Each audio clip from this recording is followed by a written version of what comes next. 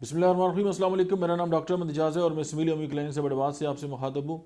Bowl नसोड का जो सिलसिला है वो जारी है और आज हम उस सिलसिले में जो है वो एक एक करके जो है उनको डिस्कस करेंगे। और ज़ाहिर ये एक पूरी सीरियल है और आप ज़ाहिर हमारे साथ जुड़े रहिए और फिर इंशाल्लाह हम इसको डिस्कवर करने की कोशिश करेंगे कि जो बाउल नसोड है उनको हम अपनी जो क्लिनिकल जो मतलब थेरेपेटिक्स में हम इसको किस तरह इस्तेमाल कर सकते हैं और लोगों के लिए जो है वो किस तरह बेनिफिशियल साबित हो सकता है। तो आज हम बात करेंगे कि साइकोटिक जो बैसिलस बैक्टीरिया है उससे जो बाउल नसोड बनाया जाता है, तो उसकी जो एक आप उसको की नोट कह लें, वो क्या है कि एंगर और एड्रीनलस इरिटेबिलिटी, यानी जो एड्रीनल ग्लैंड है उसकी जो इरिटेबिलिटी है और उसके साथ जो एंगर है वो जुड़ा हुआ है। ये जो है इसका मरकज़ी ख्याल है साइकोटिक बैसिलस का। तो उसमें यह है कि सबसे पहले जो हम इसकी जो 10 एक इंडिकेशन को हम बात करेंगे। अदरवाइज़ किताबों में तो बहुत ज़्यादा इसके बारे में लिखा गया है, लेकिन ये है कि जो इसके जो क्रंच है या इसके जो हैं टिपिंग पॉइंट्स हैं जिनकी बुनियाद पे हम जो है इसको सिलेक्ट कर सकते हैं, तो वो सबसे पहले तो ये है कि लेम्बोसेक्रल पेन अगर किसी पेशेंट में है और वो सिलेक्टिव मेडिसिन देने के बावजूद भी जो है वो क्योर नहीं हो रहा, तो उसमें आप जो है वो साइकोटिक को इस्तेमाल कर सकते हैं। उसके बाद सेकंड ये कि नर्वस इंटेंस पीपल, यानी ऐसे लोग जो जल्दी जो है नर्वस हो जाते हैं और थोड़ी सी बात पे जो है वो टेंशन में आ जाते हैं, तो उनकी ये दवा बनती है। उसके बाद थर्ड नंबर पे जो है वो क्रॉस इरिटेबल एंड रेस्टलेसनेस।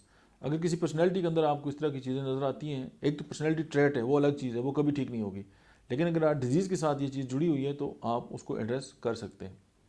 फिर नंबर 4 पे जो है कि ऐसे लोग जो ओवर सेंसिटिव हों, यानी ज़रा सी जो बात है उनको मुतासर कर दे और ये बात उनको किसी भी डिज़ीज़ के अंदर अगर आपको मरकज़ी ख्याल के तौर पर नज़र आती है तो आप इसको एड्रेस कर सकते हैं।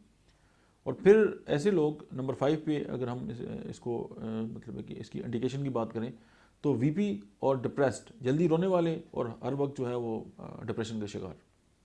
6 नंबर पे जो है वो chronic irritation of whole digestive tract, यानी पूरा जो डाइजेस्टिव ट्रैक्ट है उसके अंदर इरिटेशन है और क्रॉनिक है और किसी दवा से भी जो ठीक नहीं हो रही, तो फिर आप जो है साइकोटिक को जो बैसिलस है उसकी तरफ आप जा सकते हैं।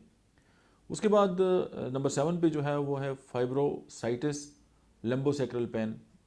उसके बाद नंबर 8 पे जो है irritation of mucous membrane from kidney to urethra, यानी एक तो जीआईटी जो ट्रैक्ट है उसके अंदर ये इरिटेशन है, दूसरी जो है वो म्यूकस मेम्ब्रेन की जो है वो इरिटेशन है जो किडनी से लेके यूरेथ्रा तक फील होती है।